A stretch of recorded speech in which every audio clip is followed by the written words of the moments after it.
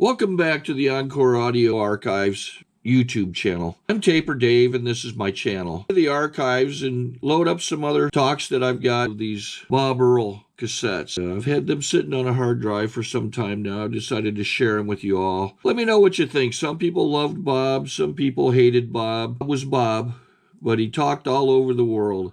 I mean, he's from Los Angeles, Beverly Hills area, and did other things. I think he was a writer. Just click down below, like or subscribe, or both, like and subscribe. Just click down below, like and subscribe on my channel. It helps me out. Just a little click for you, doesn't cost you anything, and I'm bringing you some Bob Earll. And have a good day if you want to. I'm Bob Earll. I am a drug addict and an alcoholic. But I've probably already offended somebody.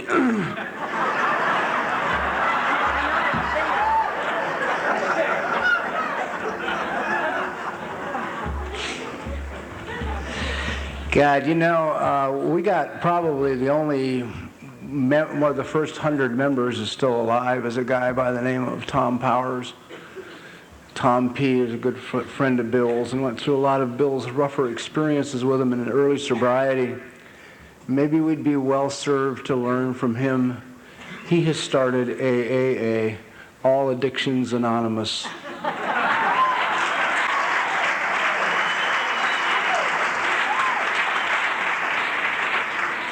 God, what a great guy. He was so funny. He says the solution is the same, the cause for addiction is the same. So now that we've gotten off on we've had enough frivolity, God damn it, let's get serious here. I've had a lousy couple of months, so I will talk about those first and clean them up and get them out of the way. Otherwise, I'll be up here trying to pretend everything's okay. And boy, I'm so goddamn tired of that. It's been a couple of lousy months in the sense I have a stepfather who had a real bad episode with his Parkinson's and had to go in a hospital, in a convalescent hospital. Then I had to put my mother in a board and care home 5 days before Christmas.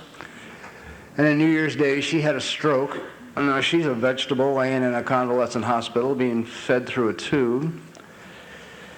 Then 3 weeks ago, my stepdaughter, by my previous marriage, 20 years old, was found dead in an alley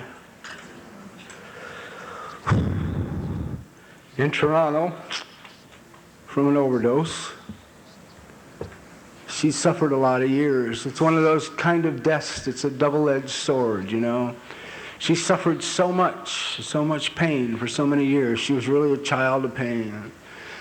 And needless to say, the deal worked out. So I expect it to be a hell of an adventure for another 40 or 50 years more. The terrible sadness and the anger that children have to die. And then 2 weeks ago, my wife's father died, and they were good buddies and friends. I've been in California for about a month now. So that's what's going on with me. So I guess the first piece of bullshit they gave me in AA was that everything would be okay.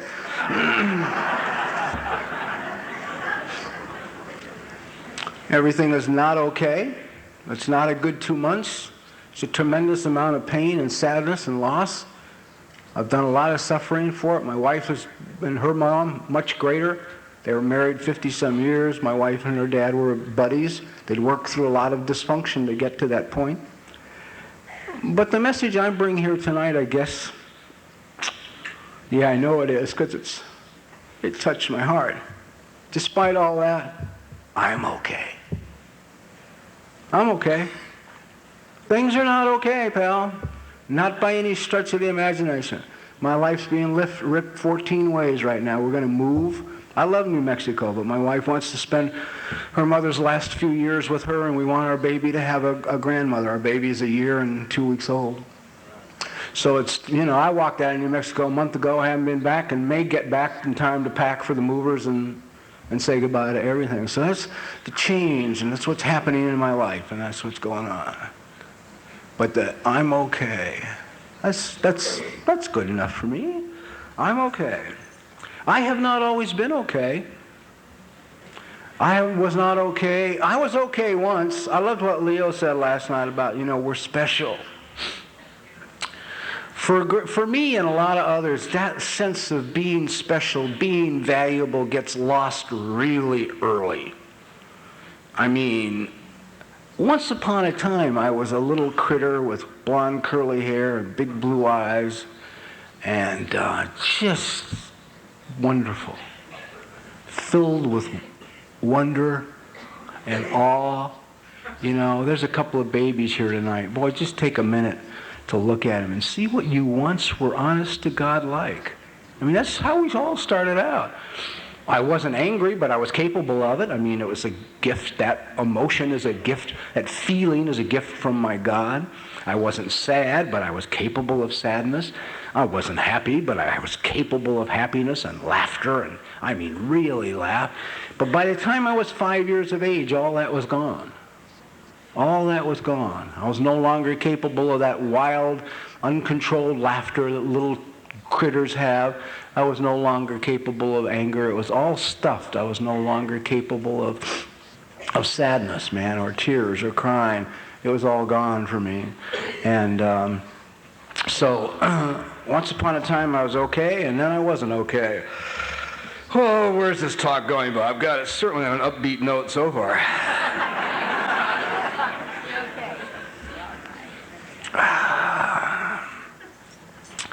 Sandy was saying, that being drunk was not her image of a preschool teacher.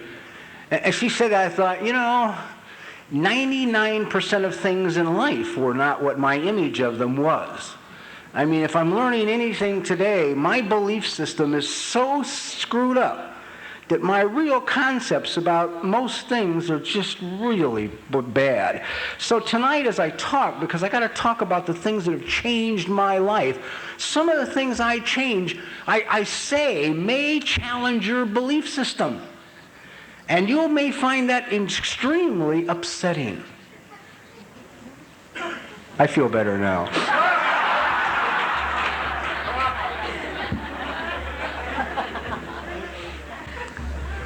Much better. Whew. Okay. Disturb the comfortable and comfort the disturbed.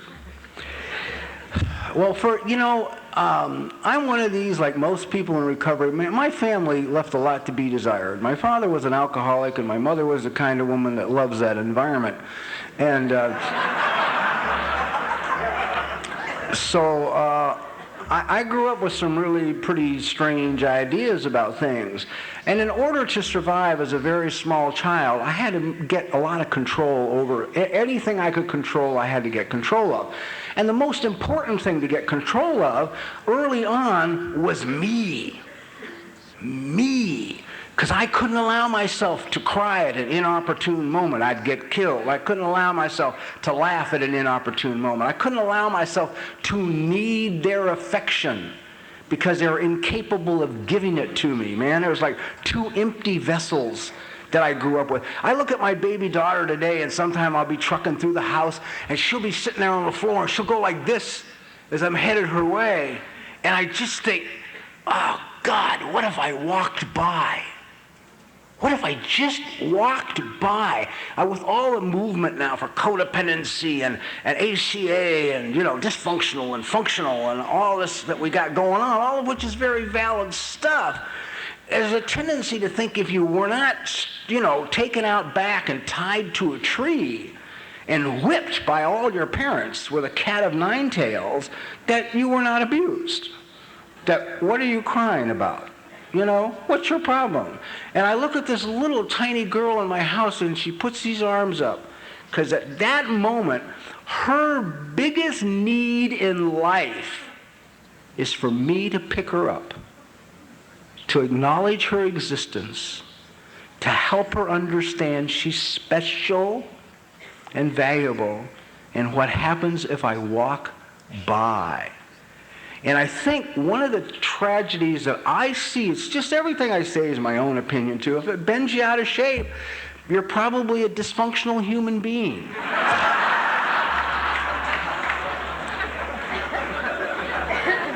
Because functional people understand my opinion's got nothing to do with you, and because my opinion differs from you, neither one of us has to be wrong. You understand? That's all.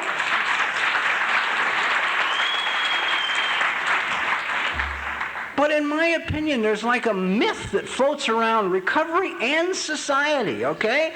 I mean, we're not in some safe cocoon here, boy. All the stuff that's dysfunctional out there in that society gets right in here, let me assure you, all right? And one of it is in recovery, that recovered, being recovered means not needy. Whoa. How are you, Bob? I'm fine, God damn it. Thank you very much. Bob, your foot's on fire. No big deal. I'll get to it when I have a minute. What can I do for you first?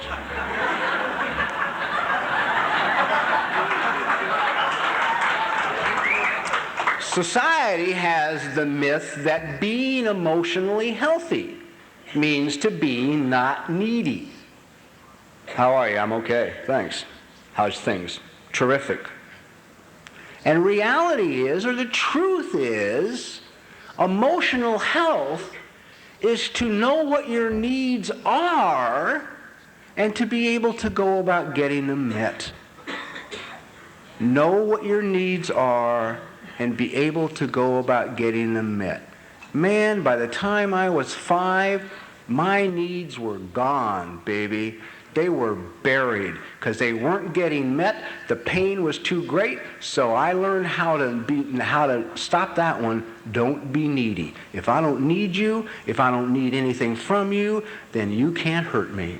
And if you can't hurt me, I don't have to feel that terrible feeling. I'll be okay. And I lived a life like that.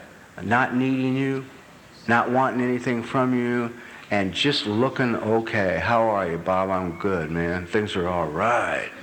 You know? I heard you just got out, you know, after some serious time. So I'm all right.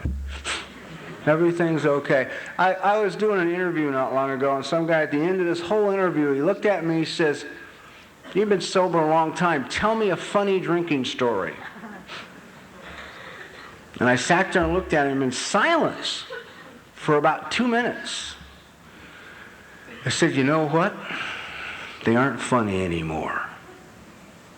They aren't funny anymore."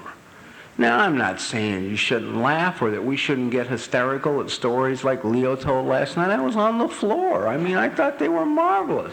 Part of me is on the floor, part of me is sad. Part of me is deeply touched that this is the lengths that we had to go to just to survive. We need to laugh at this stuff in the beginning. It saved my life being able to laugh at this stuff in the beginning. But there's like, I keep getting this sense that's like, you know, because see, one of the things that happened to me by growing up in this screwed up household was I got to the place where anything familiar, I identified it as safe. Anything unfamiliar, I identified it as dangerous and that I should avoid at all costs.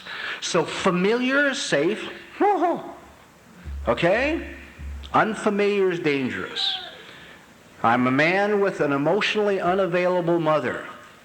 Would you care to have a rogues gallery of the women I picked throughout my whole life?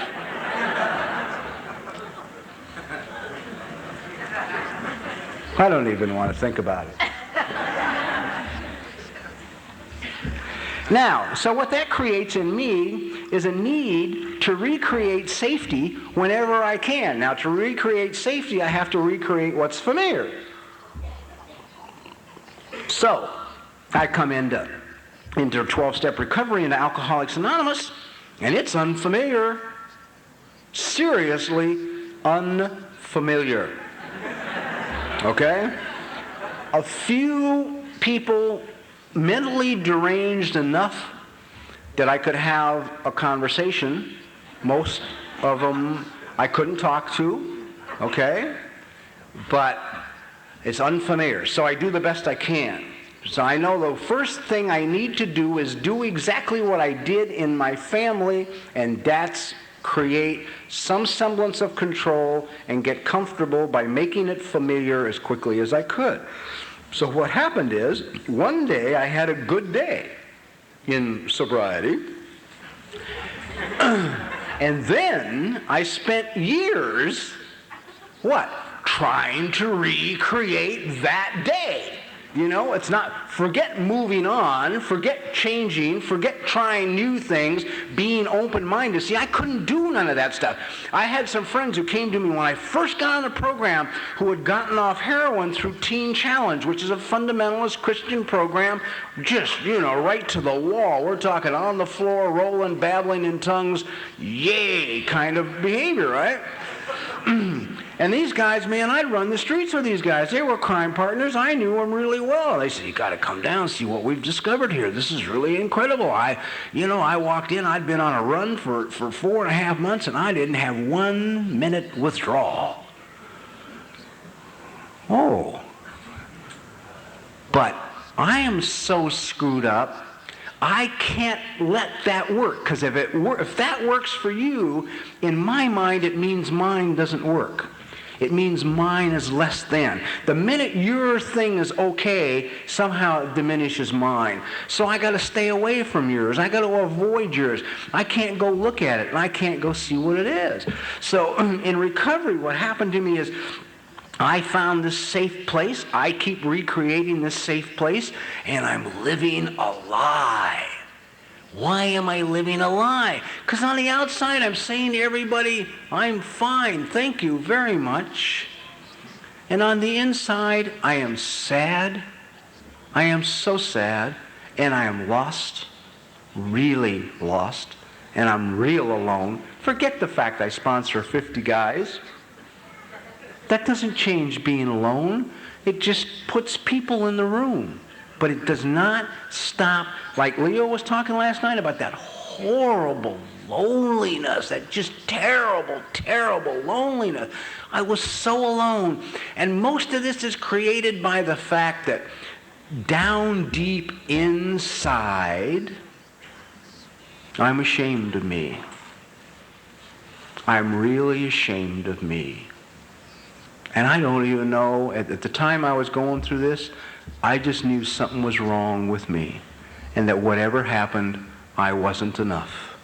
And man, you wouldn't have known it by looking at me, and you wouldn't have known it by listening to my AA talk, because I discovered that if you give a funny, good AA talk, people laugh and applaud. That became familiar, thereby safe.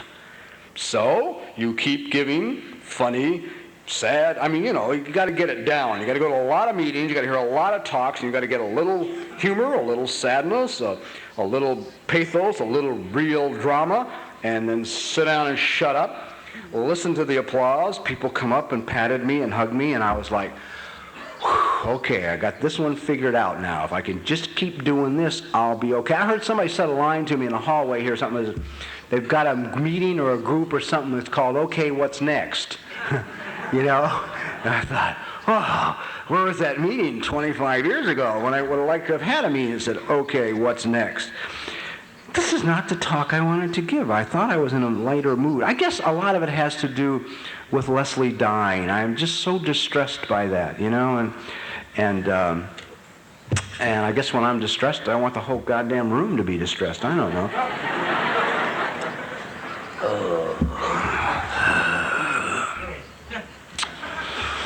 Go back to your room and go to bed, Bob. You know, what happens is this. I mean, I've been at this stuff for 26 years now, more than 26, almost 27. God, I have been through so many changes. I have been through so much pain. I have changed so much. I mean, politically, I used to be to the right of Genghis Khan, for Christ's sakes, you know. I mean, actually, I was a Democrat till I started to make some money in the television business. Then I became a Republican real quick.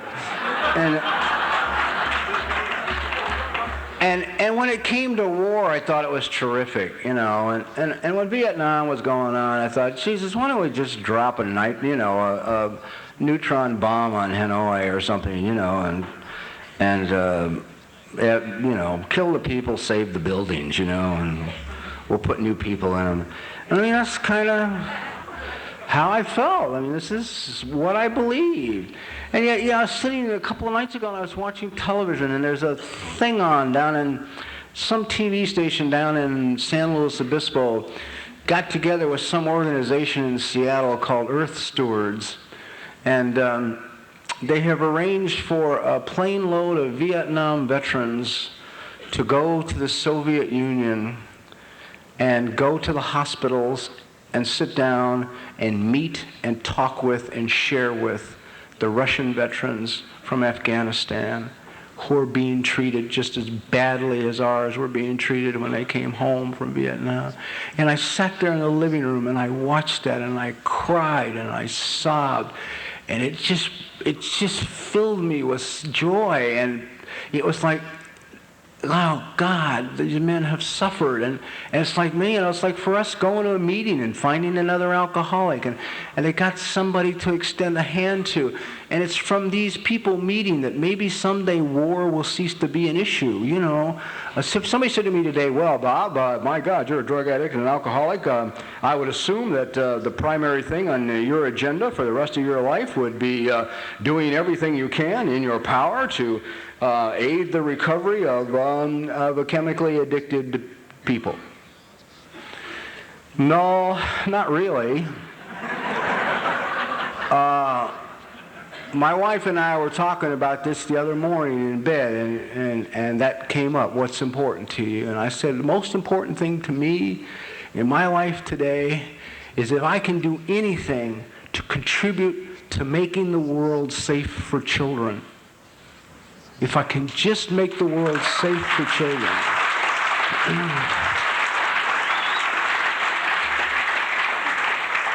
Because in recovery, it's real easy to ignore that stuff. You know? I mean, my first 32 inventories began at 15 years of age because I couldn't remember anything else. And neither did anybody I was reading the inventories to remember anything else, or somebody would have said, what happened before 15? But we all assume I judge you by me. Whatever's going on with me, I figure is going on with you. And yet, damn it, when they founded this program, they understood all this stuff. Because it says real clearly in the 12 steps the exact nature of our wrongs. Let me give you an example of exact nature from my life firsthand, okay? All of my life I have been terrified of the anger, overt anger of women, the expressed anger of women. I loved women with repressed anger. I mean, that was a match made in heaven. You know, you show me a woman that hated men, but secretly I was in love. You know, it's like, we could find each other across a room twice this size, you know. But I was terrified of the overt anger of women. I spent my whole life terrified of it. All right, absolutely paralyzed by it. I would do anything to keep a woman I was in a relationship with from getting mad. Didn't matter what. Sing, dance, you know, put a rose in my teeth. I mean, go eat food I hated in towns I couldn't stand with people I disliked and see movies that put me to sleep. You know, I mean, what does it take so she won't get mad? So, I would go to a sponsor, say, this is maybe after 10 years of sobriety or 15 years of sobriety, and walk into my sponsor with my inventory, and I'd say, I backed my wife's new car into a pole today at the shopping mall, and I went home and lied to her. I told her somebody hit it. My sponsor, being as functional as I was, would say to me, Bob, we're in recovery now. There's no place for lying in sobriety. That's not what it's about. We're here to change. I have just been effectively shamed. Okay? I've just been shamed. But it's familiar. To me, I mean, I don't say, hey, jerk, you just shamed me. What's your goddamn problem? You know? I sit there and agree. Yeah, you're right. Boy, I am really an asshole.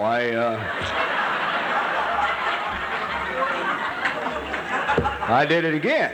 So as a result of that really, enlightening experience, I would be back next year, another inventory, another wife, another sponsor.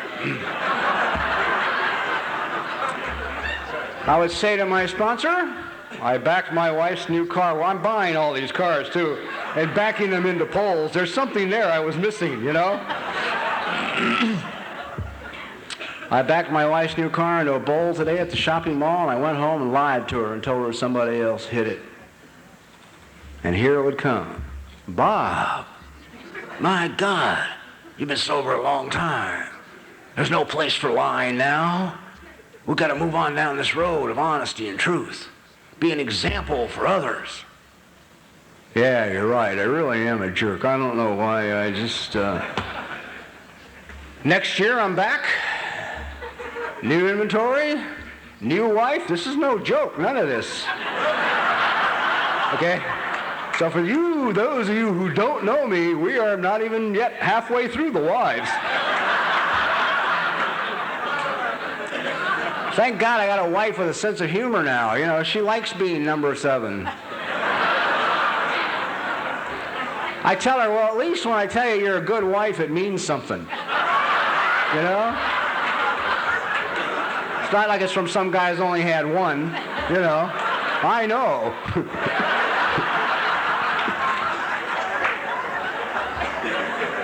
So I'd be back, one more inventory, one more dented car, one more wife, one more new sponsor. I dented back the car in a pole, I dented it, and yeah. Bob, my God. 14 years sober, and, oh, geez, that's a shame. We've got to move down. We've got to be an example. We've got to stop this kind of behavior. You don't think I don't know that? Who the hell you think you're talking to, for Christ's sakes? I know I gotta stop the behavior. If I knew how, you jerk, I would.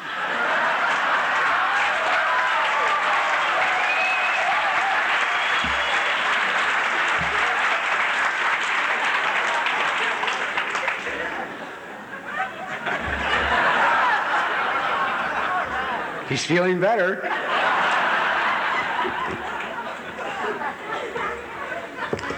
Okay, let's get to exact nature. I go to sponsor with inventory and I say, hey, spons, man, I backed my wife's new car into a pole at the shopping mall, dented it, went home, lied to her, told her somebody else did it. Well, Bob, why did you lie to her?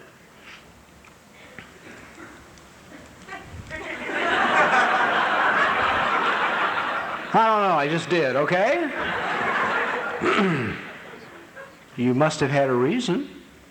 I mean, there must be some reason that you were incapable of just driving home and saying to your wife, you know what happened at the shopping mall? I backed up, I wasn't looking, and I dented your car against a pole. Okay, look, I don't know why, I lied to her, okay? I just lied to her. There's something underneath, Bob. There's a reason why you had to lie to her. Yeah, well, okay, if I told her the truth, goddammit, she'd get mad, okay? Yes, Bob, she might.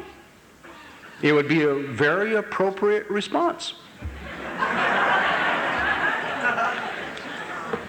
She very possibly might get angry at having you back her new car into a pole and find it necessary to appropriately express some anger. Yeah, well, I don't like it. Well, why don't you like it, Bob? What's wrong with someone, another human being, just getting up and appropriately expressing a little anger? I don't know, I don't like it. Underneath somewhere, Bob, there's a reason why you don't like it. Underneath somewhere, there's a reason why you can't let her get angry. I just don't, okay, I don't like it, all right? So don't bother me. It's no big goddamn deal, okay? No big deal. Major buzzwords. He means it's a major deal, and I don't want you to know it. Bob, somewhere under this, all right, look, goddammit. I don't want her to get mad at me, because when she gets mad at me, I want to kill her. Bob, don't you feel that perhaps when someone you're with that you care about gets appropriately angry to a situation that the fact that you want to take her life could be an overreaction of some sort?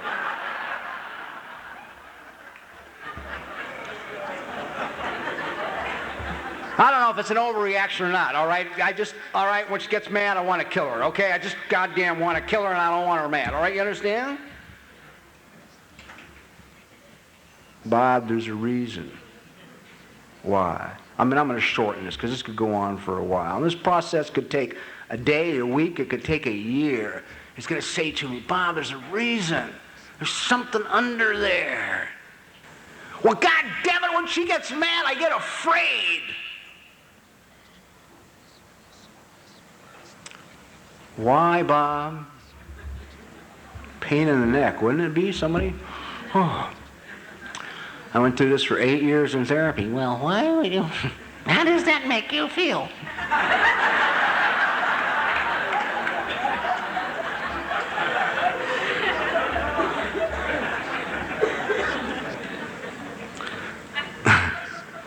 Well, why, Bob, are you afraid this woman is 8 inches shorter than you are? Weighs 100 pounds less than you do? What about this situation makes you afraid of her being mad? I don't know, okay? It's just not a big deal. I just get scared, all right? So let's forget it. Bob, underneath there's something there. Because when she gets mad, goddammit, I'm afraid I'm going to get hurt. And then we're going to go try and find out, why am I afraid I'm going to get hurt when a woman gets angry? And if we dig deep enough and when we dig long enough, what we're going to find out is in my case, the truth, I was beaten senseless from as early as I can remember till about 5.5 years of age by my mother. The non-alcoholic was the child abuser, and that's not uncommon, and it's not uncommon for us to block it out because we desperately need, in the chaos, a great word that Leo used last night, for some sense of stability. We look to the non-drinking parent to be stable, and when they become the abuser, we just repress it so deep you can't bring it up. And so what we find out, my mommy beat me so bad, so severely, I missed so much school my first year, they wouldn't even give me a grade.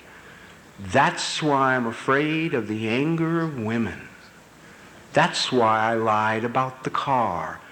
That, my friends, is the exact nature of the wrong. It's got nothing to do with the lie. The lie is the symptom. The lie is like alcohol. They tell us alcohol is a symptom of something deeper. That's the lie, is just the symptom of something underneath. The exact nature is, I was beaten senseless as a child, and I'm afraid of women, so I lie to them rather than make them mad. Do you know how much that can contribute to being free? Do you know how much that contributed to setting me free from always having to say yes, from always having to be polite, from always having to go where you wanted to go, give you credit cards to shop with, buy you cars that I could dent? You know, my God, suddenly it was okay for you to express yourself. Suddenly it was okay for you to get mad. I mean, we talk about relationships in 12-step recovery, and we spend more time talking to our sponsor about our relationship than we spend talking to the person we're in a relationship with. You know?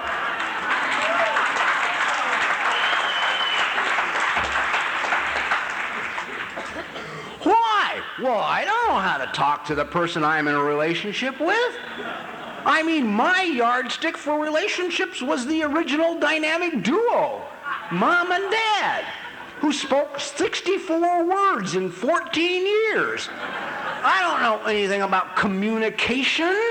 I don't know about sharing or talking or being intimate, which just means me being me and letting you see me. That's all intimacy is. And unlike the myth, it does not take two people. I know hundreds of people who are running around looking for somebody to be intimate with. As soon as I find somebody, I'll be intimate. Nah, man, it's just me being me and letting you see me. It's coming up here tonight and letting you know that, boy, I'm hurt by the deaths of these people, and I'm sad, and I'm angry, and I'm not happy with myself completely right now. You know, it's like seems like since the baby was born, I haven't been able to get back on a steady exercise routine again. You know, I don't like the way I feel. I don't feel like I'm in the shape I'd like to be in. You know, I mean, it's like I'm a little off center. Oh, I don't want you to see that. I don't want to tell you that. You know, there's a guy in me that says, no, hey, go out there, look good, you know. Suck it in. Stand tall. And tell them funny stories, and everything's okay. So, exact nature for me in recovery is very simply this. It all goes back to what happened when I was a child. You know? And the amazing thing is that all of our learned professionals, like I was not a very friendly person when I was a teenager, and I was in a lot of trouble, and I hurt a lot of people. And nobody ever stopped to ask me why is he so mad? Why is he so mad? Why is this boy, why is he so mad? Eh? Okay, so that's the exact nature. See, I see recovery based on my experience as nothing but continuing change. Now, that presents a real problem. If I consider what's familiar safe and what's unfamiliar dangerous, I would rather stay here. I would rather not move. I would rather not change my ideas. I would rather not change my belief system. I would rather not listen to new information. It says in the big book of Alcoholics Anonymous, God will constantly disclose more to you and to me. Man, new information is pouring in. Stuff from everywhere. They're starting to do, the results of hundreds of experiments with nutrition and recovery for chemically dependent people. And they're saying those that clean up their eating, man, do 80% better than those that don't, you know. But we sit around, it's like, because I sat around any new information and I went like this. The people I take issue with are the people that will stand up here at these podiums and say,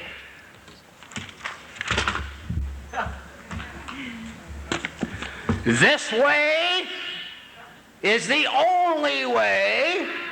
What is contained within these pages is all you need.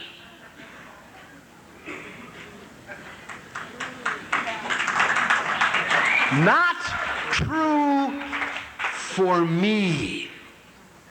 And I wish to hell they were enough in check that they could say, what's in the covers of this book is all I have needed for 10 years, 15 years, 30 years. This has been sufficient for me. That's all. Just tell me that. And then I will say to you, damn, you know, I worked this son of a gun as good as I knew how. I worked through these steps more times than I care to remember.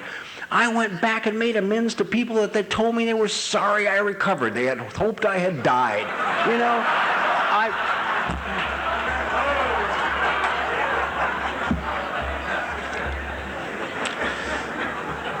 I wrote inventories, I've sponsored babies, I made 12-step calls, I've been in them, carried panels in dozens and dozens of institutions and drove thousands of miles a year carrying the message. And one day I woke up 17 years clean and sober, and I wanted to die more than I ever wanted to die at any time in my life. And I had to go find myself a therapist and save my ass. So all I'm saying is that what was contained within the covers of these books, now if you take it to its finest message, which is if you need outside help, go get it. Yeah?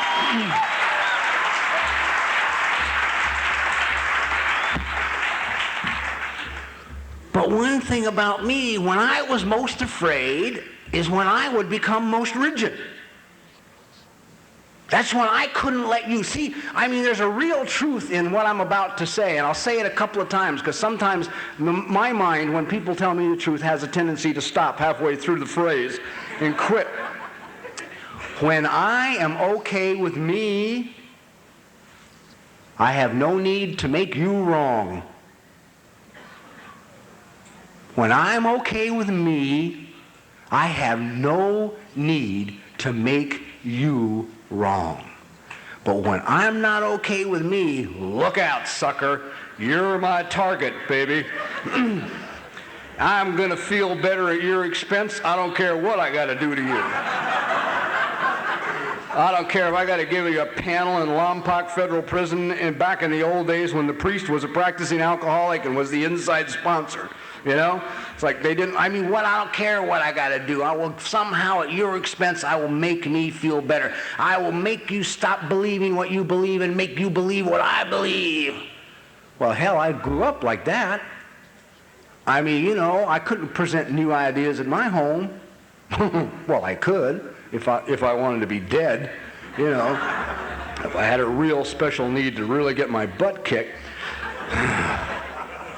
And a lot of times, you know, people in recovery, you know, you see them and you hear this thing all the time. Oh, boy, this guy's got a death wish.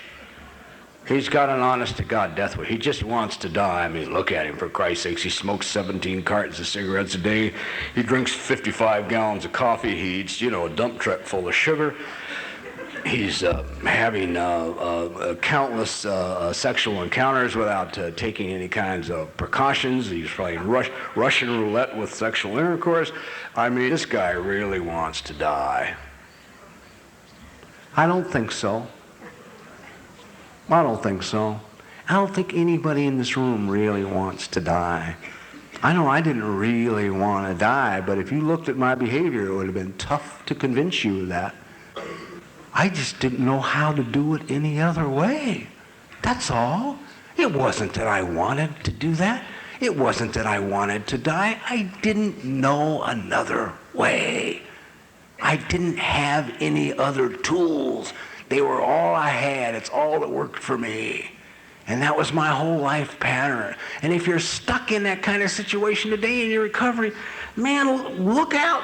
Get, you know, now everything I'm saying, I'm assuming you've worked the steps.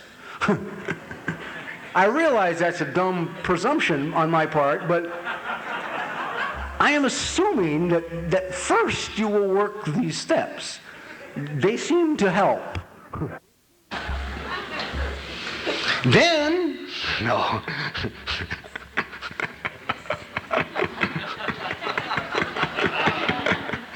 Then quit smoking.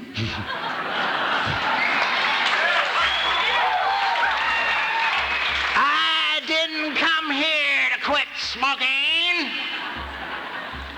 I came here to stop drinking.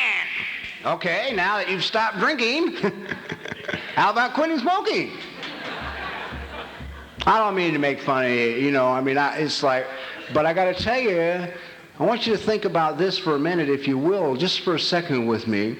People raised in a dysfunctional environment, the thing they fear more than anything else in the world is being out of control. Okay? Now, please understand there's a lot of deception in this, because somebody can be ranting and raving and screaming and throwing things on the floor and charging across the room and running their head into the wall, appearing to be completely out of control. But let me assure you, they are in control of everything they're doing, and they know exactly what they're doing. So I don't want you to judge by somebody else's outside behavior. I just want you to judge by your inside behavior. And now my biggest fear is being out of control. My biggest fear is being hurled into a room full of people in a town I don't know, with people I don't know, doing something I don't know how to do, and I'm expected to ask, how do you do that? And the first thing you will hear people say when they eliminate cigarettes in their recovery, out of control. Out of control. I've heard people in recovery tell other people in recovery to smoke. I think you should just go back smoking.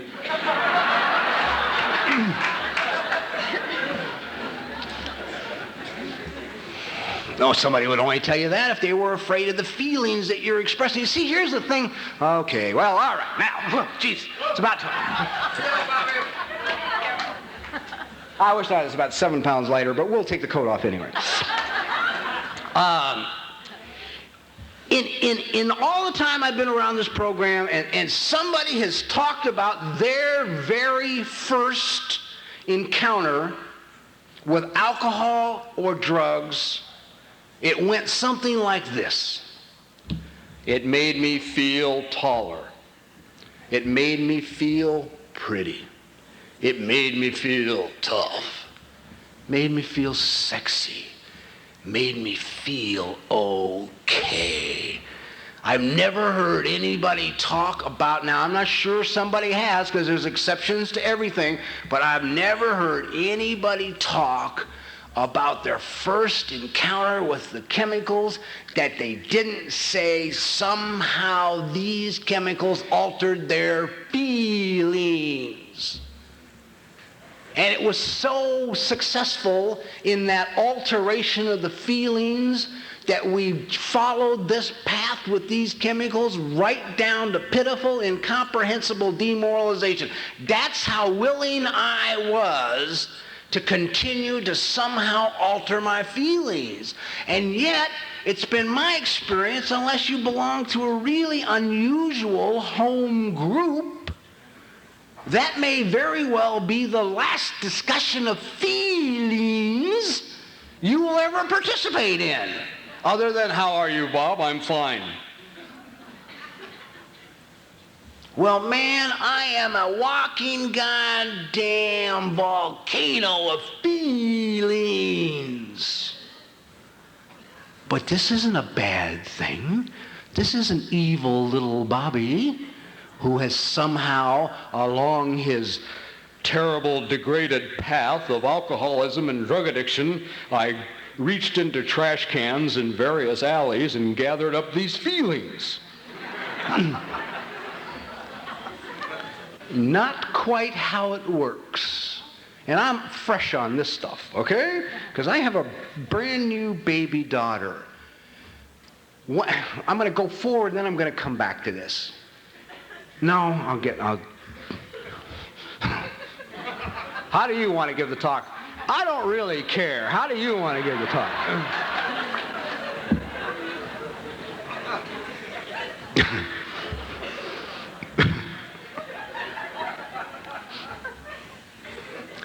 I arrived on this planet, delivered here by God, in His image, this beautiful child, with a full load of feelings. This is how I got here, okay? This isn't something acquired after I got here. I got here with my baby daughter, this precious little angel, this honest to God, unbelievable little girl. I mean, she got here and she has the capacity for happiness. She can laugh so hard her whole body just I mean, berserk the way she laughs, complete. How long has it been since you've laughed that hard till you hurt? I mean, I laugh. That's funny. I mean, from the time I was about 8, my whole world began and ended right here. Nothing went down further than here, and nothing came up further than here. It's like it was just here. This was, my life existed above my shoulders. There was no life below, except for occasional wild experiences in which I intended to destroy me and my partner. Okay?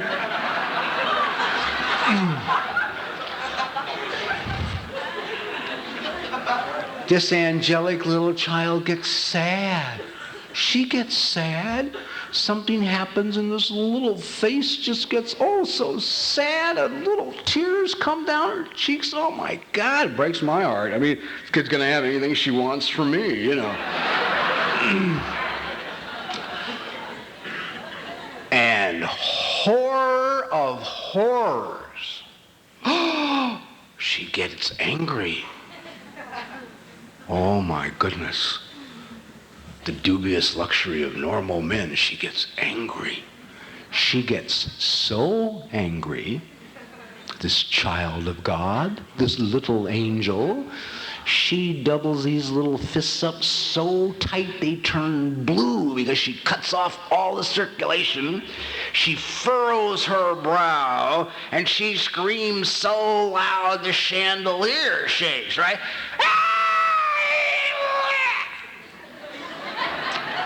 She furrows her brow so hard, this little spot right here gets white because her whole face is red, but she's also cut the blood off here too, right?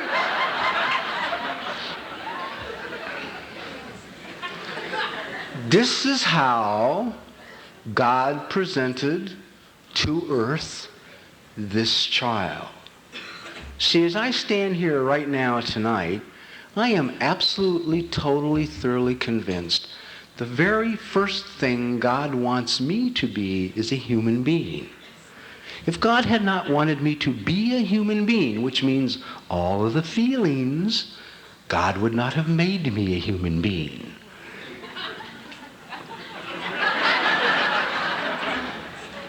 If God had wanted me to be a puffy little spirit floating around the planet, he would have made me a puffy little spirit floating around the planet. But he stuck me here. Okay? I'm not like that for a long time. I do anything I can to not be here, this moment, right now. So my God delivered me, delivered this little child down here on earth with all of these feelings. I was talking with a friend of mine not long ago who's been sober a long time. And we've kind of had a lot of mutual respect for each other, and he's gone his way and I've gone my way. And he's always respected me and all the work I've done in ACA and with the adult child issues and everything else. And I've respected what he's done in his work with juveniles and kids. And we love each other deeply. But I used to think, every now and then I used to say, don't you want to look at this stuff? I come from a good family, man. I come from a good Southern Baptist family. Fine daddy, good mommy. The party line. Now, there's a little flaw with this statement. He and two of his brothers have all committed murder. You hear this one? I'm from a fine family. Good mommy, good daddy. Forget the fact we're all killing people,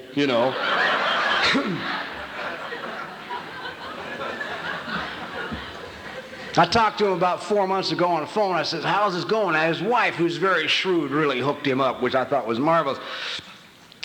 She went to him and she said to him, look, why don't you come facilitate some of these workshops that I'm giving?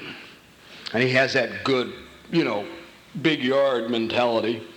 And he says, I can't be facilitating or supervising anything I don't do first. Now, she knew he'd say that. She said, well, why don't you come next weekend and do it? And he did. And I talked to him about 3 weeks later. He said to me, Bobby, man, I've written inventories for 25 years, man. I wrote them in prison and I wrote them outside of prison. And he said, when I was all done and it was all over with, I felt like something was missing. I always felt like something was missing. I said, yeah, right. And something's been missing all your life as far as you can remember, so it was no big deal. And he said, right. And he said, this last weekend, I got in touch with the shame, man. I got in touch with the shame. The shame, the feeling of being ashamed. And I said, yeah, and you know what was missing all these years, my friend? you were missing. If you're walking around today in recovery feeling like something's missing in your life, the immediate tendency of those of us who were raised in any kind of dysfunctional family is to fix me on the outside. I live my whole life focused outside of me. I lived my life. Leo and I talked after his talk last night when he talked about the moment of clarity when he'd wrecked his car and he was sitting in his car and he felt like he got outside of himself and he saw himself for the first time as he really was and the blood and all. And I said, Leo, think for a minute. Maybe it was the first time you got inside of yourself. And it wasn't that you were looking at, that the moment of clarity is not when we get outside and look down at ourselves. My moment of clarity came for me, man, when I got inside and I felt the humiliation and the degradation and the shame and the truth of what I had become. As long as I was outside of me, I could lie to you, talk to you, jazz it up, sing and dance, cover it up somehow, but I didn't have to look at it. But the minute I got in here, I felt it, and it felt bad. It was the worst I'd ever felt in my life, and I wanted to die. And thank God I came here, and AA was here, so don't get thinking I'm not grateful to my second family. I mean, whoa, so grateful, okay? But it's like, I am my feelings. You want to find out who you are? Find out what the hell it is you feel. That's who I am. If I'm not my feelings, what am I? I'm not my car. Now, I know we live in a bad state, or you guys do. I've moved. for this conversation, but, I'm not my car. It can disappear, be repossessed, taken away from me. I'm not my house. It can change, burn down. I'm not my clothes. They can change. I'm not my job, man. It can change. I'm not my partner. They can die, they can leave me, they can change. I'm not any of these things. All that stuff can leave. I'm not my body. I can lose parts of my body, and I'm still here. No matter, you can take all those things away from me, and I'm still here. In fact, I had friends who have lost extremities and came out of it a more powerful person. Incredibly more powerful. So I am what I feel, and that's what I'm most afraid of. And I'm most afraid of it because I'm ashamed of my feelings. I don't want to cry. God, I don't want to sit in front of the television set and just sob over the Vietnam vets and the Afghan vets getting together. I would rather be controlled. Cool. Look good. How are you, Bob? I'm fine, thank you very much. How do you feel inside, Bob? I don't know, it's not important.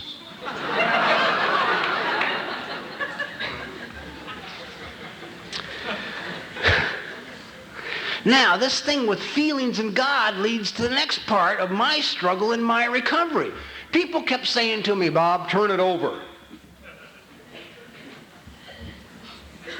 To who? To God. Who's God? God is your Father, and He loves you. Give me a break. Will you? My father was a chronic alcoholic. My father was a mess. My father was absolutely, completely, totally incapable of giving any kind of love. My father was a cold fish. When he wasn't drunk, he was just like a statue of granite. He had nothing to say, not to touch me, nothing to give. Man, all the love I ever got in my whole life was conditional. If I behaved right, I got loved right. And if I behaved wrong, the love was removed. So you say to me, turn it over to a higher power that's my Father that loves me. Do you know where the first problem begins? I have no concept of unconditional love. I, honest to God, do not know what it is. I mean, I just don't know. So I agree with you, yeah, absolutely. I'll turn it over to God. He's my Father. He loves me. Right. Down I go, down the recovery path. And what I'm not saying to you is, I'm doing penance, man. I don't believe this God loves me. I believe I got to behave a certain way, act a certain way, dress a certain way. And when I make a mistake, God doesn't love me. I don't understand about unconditional love. I've been doing a lot of study over the last few years about functional and dysfunctional families. And they do exist, functional families. About 20% maybe of the families in this country, but that's okay. But I never knew any of them because they don't hang out with us. We scare them to death. And they bore us to tears. And they're also embarrassing to be with. They are the most embarrassing people in the goddamn world to be with because they think they're okay. These poor bastards think they're all right as is. I don't know where the hell they got that idea. They don't think they have to do anything to be okay. That they could just walk in a room with no clothes on, sit down, and they're okay. It doesn't matter. I mean, my very first experience ever in my whole life with eating sushi was with a functional human being. So, we go to the sushi bar, okay? We walk in. Naturally, we picked a very in sushi bar on the Sunset Strip, okay? Now, I'm not saying nothing to nobody, okay? But I've learned to live my whole life by observation. I watch you to figure out how I'm supposed to do it, okay? So, doesn't matter, they just released you from the state nut house. If you're dressed nice, I have so little self-esteem, I figure you're right. Okay? And I'll do it your way. I walk in the sushi bar, my hands are sweating, I'm nervous, my stomach is upset because I don't know anything about where I'm going. I've never done it before. I've never been in here before. I don't know what they say. I don't know what they do. I don't know what they order. I don't know how they eat. I don't know how they dress. I don't know what's going to go on. And I know one thing, I can never ask anybody ever how you do anything because I think I'm supposed to know. I don't have time to get into where that begins as a little child, okay? So Jim and I walk into the sushi bar. We walk in the door. We stand there, and the sushi bar was laid out like like a U shape, like this, okay? And so we're standing over here from the sushi bar, and there's tables out here and a maitre d' or hostess stand here. I take one, and there's no stools here, just decorations in the little glass case, and then all down this way is fish, and then all down this way is fish, okay? And stools all along. I'm in the door 3 seconds. I take one look. I'm okay. I can relax now. It's all right. I know exactly where I'm going to sit. I'm going to sit down here on this corner. Because if I sit on this corner, I can watch the people in this direction, and I can watch the people in this direction, and they'll never know I don't know. I can listen to how they order it. I can see how they eat it. No one needs know. Thank God. Boy, it's okay. Unfortunately, standing next to me is Jim, who says, not in his softest voice, to the sushi chef, excuse me, this is my first time ever in a sushi bar, and I was wondering if you could help me.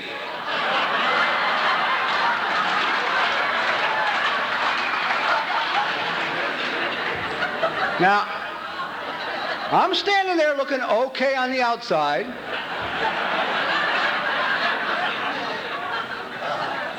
Inside, I'm going, God, no! Don't ask them because you ask them, you're with me, and they'll know that if I knew you'd ask me, and you wouldn't have to ask them, so now they know not only you don't know, they know I don't know, and God damn it, why did you have to say anything?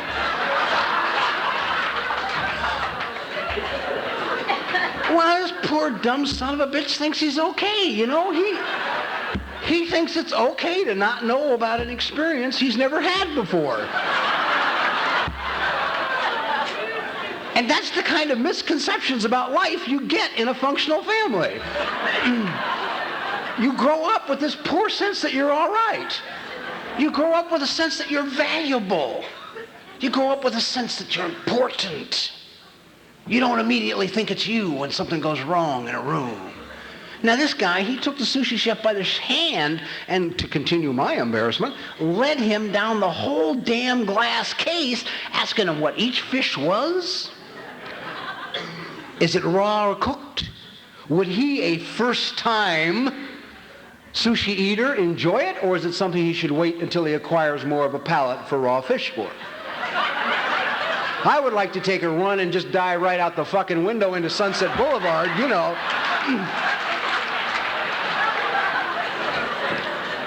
But I just walked along.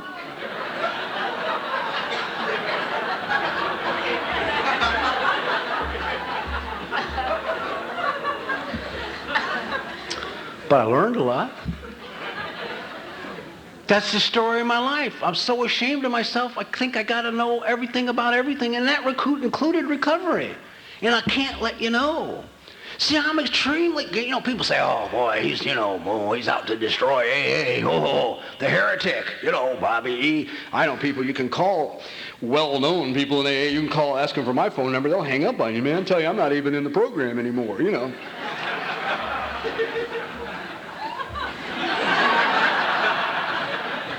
It's great to have that much power. I go to sleep some night just grinning over that kind of power.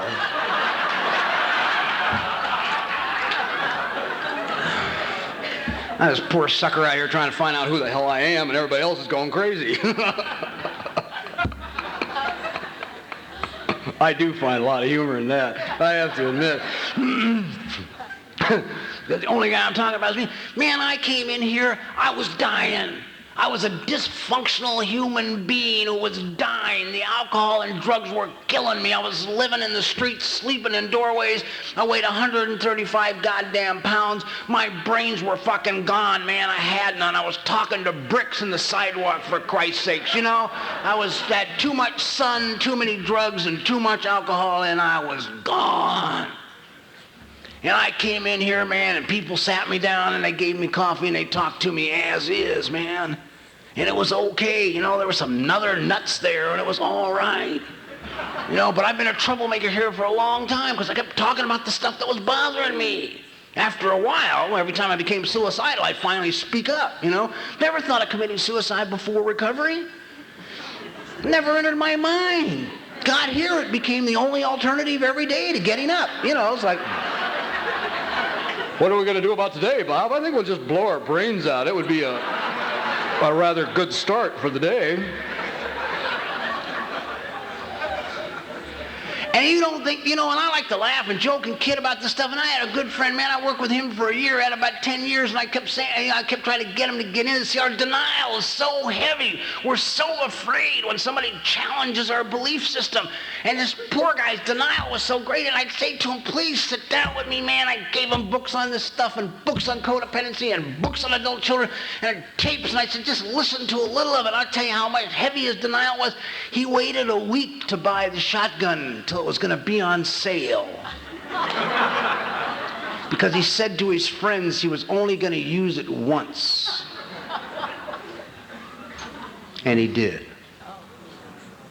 And he's dead. And he's dead. But these issues weren't important to him. This stuff is the stuff under the surface. So it's like I come in here, man, and these people nursed me out of my chemical addiction. And that's what was killing me at the time. Oh, thank God. I mean, that's the first miracle. The first miracle is that I don't do drugs and I don't drink alcohol. For 27, almost 27 years. Okay?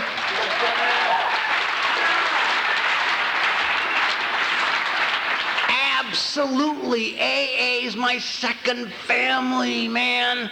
It's my second family. It's certainly more functional than my first family. But I happen to be one that thinks it could stand a little improvement. Okay? So I reached a point eventually where just being grateful for the first miracle was no longer enough. That's just me. I'm not saying it's got to be you, but I reached a point where I didn't care how grateful I was that I wasn't doing drugs and drinking alcohol anymore. I still wanted to die. I still was ashamed of myself. I still was a lost child. And that's when I had to start to seek other answers. So, my attitude about AA is like this, man. This is my second family here. I don't hate AA. I just happen to think it's big enough and strong enough to take a little goddamn criticism without falling apart. That's all.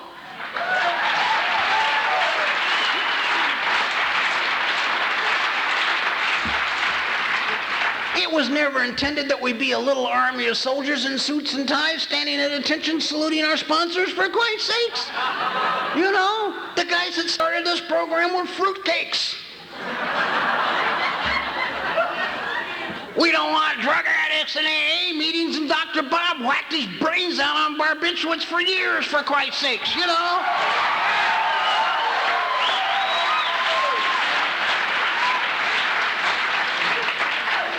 Bill admittedly fought cigarette smoking his whole recovery. He wanted to quit more than anything else in the world, and he did the last 2 years. It was too late. Emphysema still killed him. He suffered from manic depression for years and years and years, and finally somebody put him in touch with the fact that he was hyperthyroid, and they gave him a simple hormone. Something was physically wrong with him. We get in this trap, man, that if you're fucked up, it's because you're not working the program. Horse shit, let's wake up. There's new information out there. They gave him a little hormone and he got better.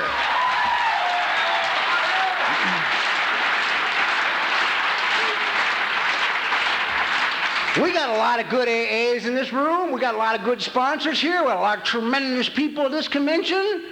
When's the last time you had a particularly troublesome baby? Somebody who was depressive, suicidal. Every time they took a step, they felt worse. Every time they went to a meeting, they felt worse. Every day they get up, they think about dying. Every night they go to bed, they think about dying. When was the last time you stuck that baby in your car and took them to a good doctor for a physical? Maybe there's something physically wrong with this person. Maybe they need a little help to recover. I just think we've gotten stuck. That these founders had this program moving, man, like a supersonic jet. And they'd been looking at all this stuff, man. If ACA hit with Bill alive, he would have been at one of the first few meetings. He was an adult child, admittedly so, in his own story, for Christ's sake. They are the guys that wrote the exact nature. If the exact nature isn't the core issue over what happened to me, then what's the exact nature? If it's not the core issue over what happened to me. I hear people, they come, they stand on a podium, and they say, I am an alcoholic because I drink too much. I have no argument with that. None.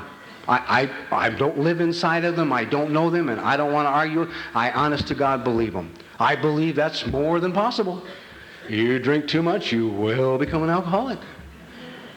That's not my case. I was already screwed up. When I took the first drink, it allowed me to survive. It allowed me to survive.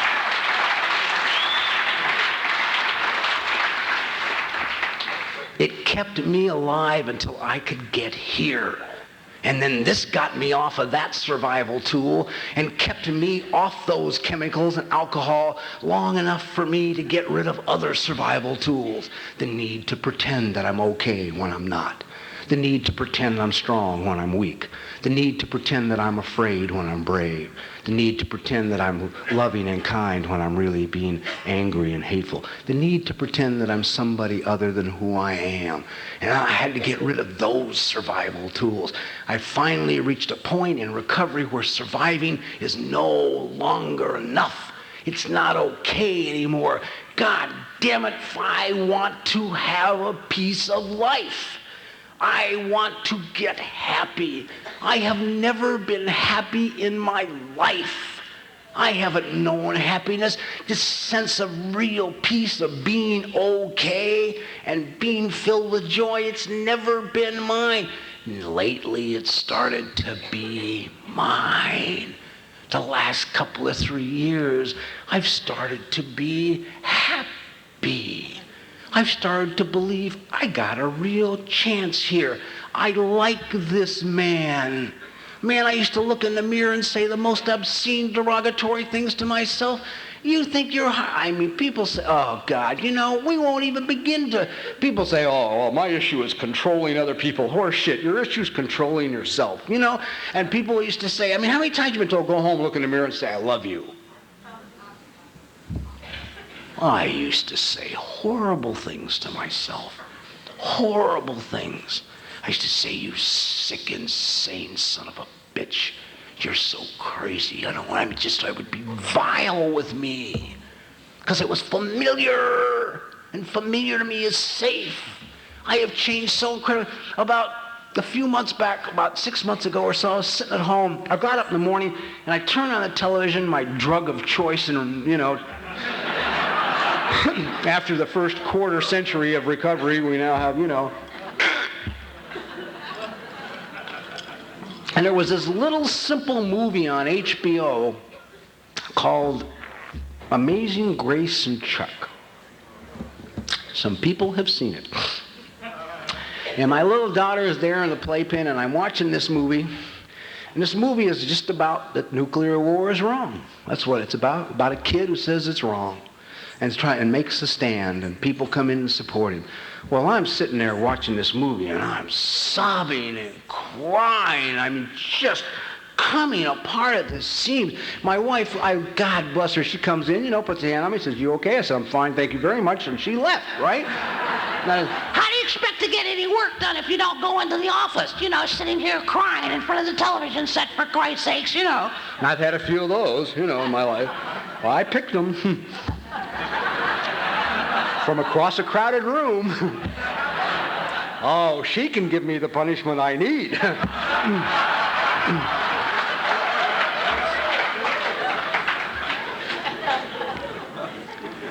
And I watched this movie about this kid, and when it was over, my God, I called my wife in. I said, I need you. I got to talk to you.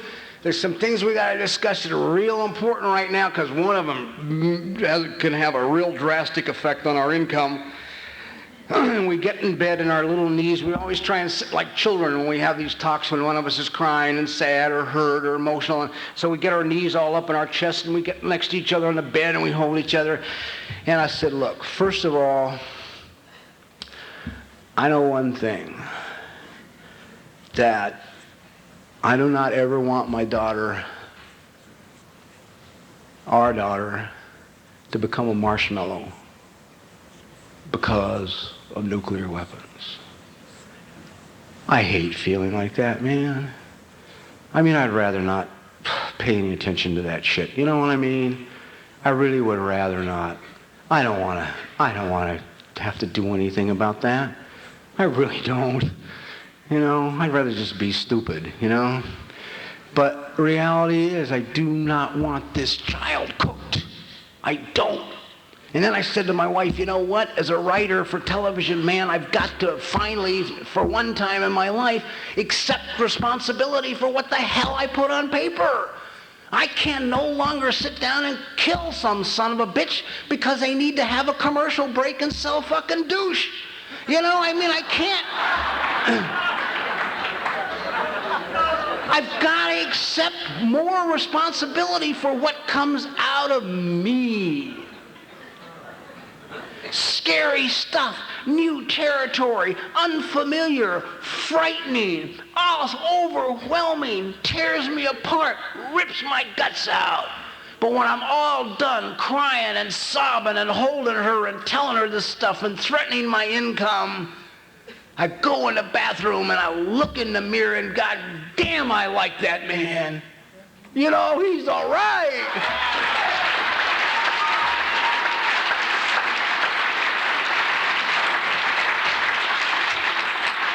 He cares about his child. He cares about people. He cares about that he lives in a world bigger than his armchair and his television set, man. And this man is starting, I'm starting to take responsibility for my place in society. Okay? Now, I'm absolutely convinced beyond a shadow of any doubt inside of every one of us is this beautiful, incredible, awesome little child, man. These little girls and these little boys that went into hiding a long time ago, and drinking and drugs and food and gambling and sex and all the rest of it were just more tools that they had to use in order to survive. It's all they needed. And that my solution for me came through the process of meeting this child. My little boy who lives inside of me, it's unacceptable to him that people don't have a place to live. He doesn't understand that. It's unacceptable to him that children are being beaten. It's unacceptable to him that women are being beaten and abused. It's unacceptable to him that people don't have food to eat. It's unacceptable to him that war is a very real threat to all of it. He can't understand any of that.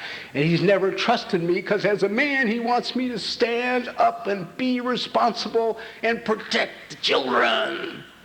And I'm convinced, man, that the solution for my recovery has come through my taking the time to meet this child, introduce this man and this child. Now, we had an adolescent who was in the way for a few years. Rock and rolling, but he's okay. I love him. He did as good as he could, But he is now blended into the child, and I have melded this child and this man into one person. And when I walk around most of the time, today and not all the time, I wake up some days terrified. I got problems with the IRS. When I was in Hollywood, I picked the business manager that had the competency of a fucking gorilla, right? He wiped me out. I had to bankrupt personally in my corporation. I left California when I moved to New Mexico 3 years ago. Penniless, man. He destroyed me. I picked him. I liked him. He was a nice guy. He treated me okay, What the hell? All my money was going. It didn't matter, As part of the responsibility I have to accept for what, for my behavior patterns. I get so angry over that one sometimes I can't remember where I'm going. I don't know. Anyway, what am I trying to say? Sorry to interrupt your viewing. Taper Dave here. Just wanted to take a second to ask you to like and subscribe to my channel. Let me know if you like what you're listening. I've got some very good talks here, and this one's a great one. Just curious, do you think this is better than Zoom? Tell me what you think. I'm trying to say what Father Leo said last night is so true. We are special. I hadn't known that feeling from the time I was 5, and I probably didn't. I knew it a little bit when I first got sober, and then it went away. And then I didn't know it again for years and years and years. But the truth is we are special, and the child inside of us is special. And, sure, some of what I say may not apply to you. You may be sitting there saying, this man for 26 years should be taken out, in a net.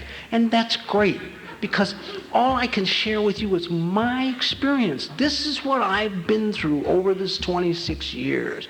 And it may not apply to you. None of this may have any relevance in your life. And it doesn't make me wrong that I've done it this way, and it doesn't make you wrong that you're doing it your way. I would just like to see us get to a place where we can really love each other enough that we don't have to behave a certain way in order to be loved, that I can go get the tools I have to get in order to save my life, and you're going to continue to love me. I'm trying to tell you that I love you. I'm trying to tell you that despite a lot of bullshit put out to the contrary, I do not hate AA. I love it. It's my second family. I just think that, as they said in the book, there's a lot of new information that God has disclosed, a lot of stuff to us, and some of us need desperately to take advantage of that new information, or we're not going to make it. So for those of you who have found all your answers within the framework of the big book and you need to look no further, God bless you. I love you and I respect what you do, but please, don't stop the rest of us from having to find the tools we got to find so we can recover too. God bless you.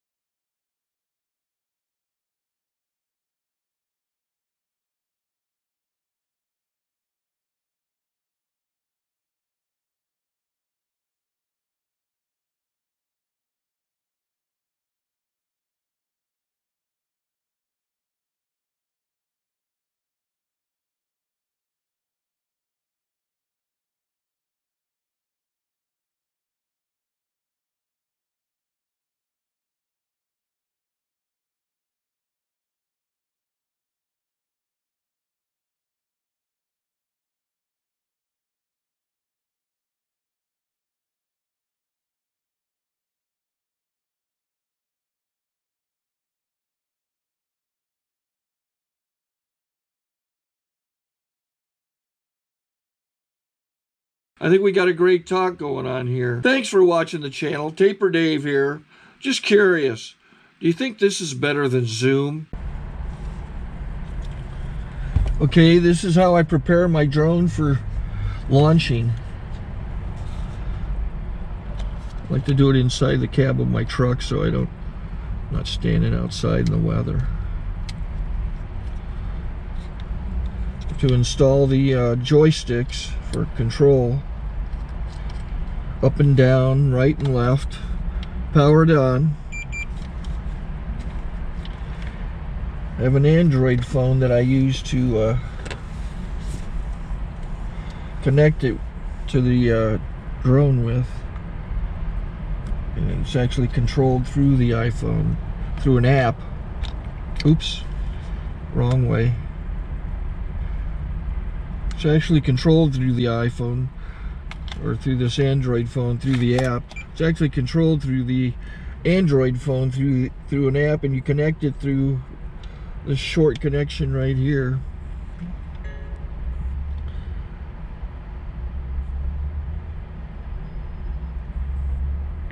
Remote control connected.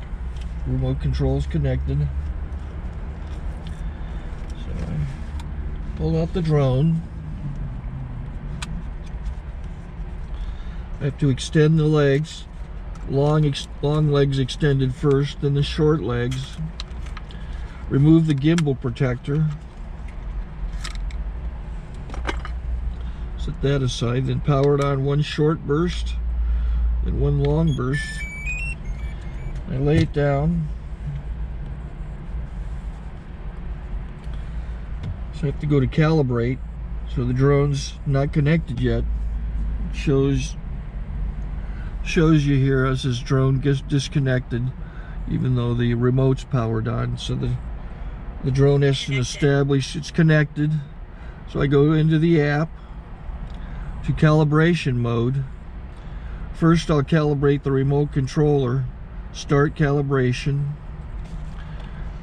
Out, in, oop, out, in, up, down, and then this little wheel is to control the gimbal. So it's calibrated. Go to gimbal calibration, start calibration, and then it calibrates the gimbal. I don't know if that shows up. The gimbal's moving all over the place. Changes, you can see it on the video.